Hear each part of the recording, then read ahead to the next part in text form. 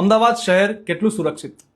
28 વર્ષીય દીપક પરમાર ગિરનાર ફરવા માટે જાય છે. ગિરનારથી જુનાગઢથી પરત ફરે છે અમદાવાદ. 30 જૂને સવારે 5 કલાકે ગીતા મંદિર સ્ટેશન પર ઉતરે છે. તેના મિત્રને ફોન કરીને જાણ કરે છે કે તે અમદાવાદ પહોંચી ગયા છે.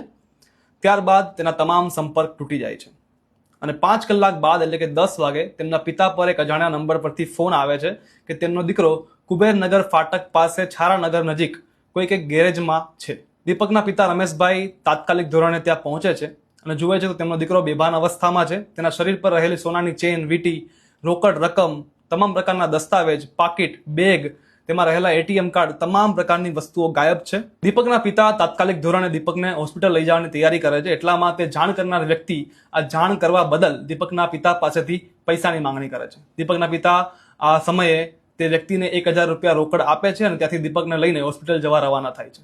દીપકને સિવિલ હોસ્પિટલમાં ટ્રોમા સેન્ટરમાં રાખવામાં આવે છે અને 2 દિવસ રાખ્યા બાદ 2 જૂને સવારે 7 કલાકે દીપકનું દુઃખદ નિધન થાય છે. ડોક્ટરનું કહેવું છે કે દીપકને કોઈક બેભાન થવાનો દ્રવ્ય સૂંઘાડીને બેહોશ કરી દેવામાં આવ્યો હશે. આ સિવાય પરિવારના પણ આક્ષેપો છે કે દીપકને રિક્ષામાં બેસાડીને બેભાન કરીને લૂંટ કરાઈ, ત્યારબાદ હત્યા કરવામાં આવી છે.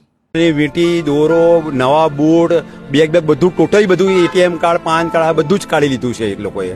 અને 2 દિવસથી ફોન આવે છે એનું ભાઈ પર્સ અમારી જોડે છે તો તમે પહેલા દિવસે કોઈ 200 રૂપિયા આપો અને આજે પાછું કોઈ કંઈ સમજીને આલવું પડશે અને તમે લેવા કેમ નથી આવતા.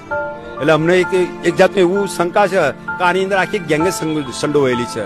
આ એકબીજાને બધું આ રીતે કરતા જશે, રિક્ષામાં બેસાડી લઈએ. 2 બહેનોએ તેમનો લાડકવાયો ભાઈ ગુમાવ્યો, પરિવારે યુવાન દીકરો ગુમાવ્યો. ગીતા મંદિર સ્ટેશન અને કાલુપુર સ્ટેશન આગળ અવારનવાર આ પ્રકારના લૂંટના બનાવો વધી રહ્યા છે, જે શહેરની સુરક્ષા સામે સવાલો ઉભા કરી રહ્યા છે. સરદારનગર પોલીસ સ્ટેશનમાં હાલ આ મામલે ગુનો નોંધવામાં આવ્યો છે અને આશા રાખીએ જલ્દીથી જલ્દી આ મામલે તપાસ થાય અને દોષિતોને કડકમાં કડક સજા થાય. Ground report, Ahmedabad media, powered by સે solar, making solar energy easy for you.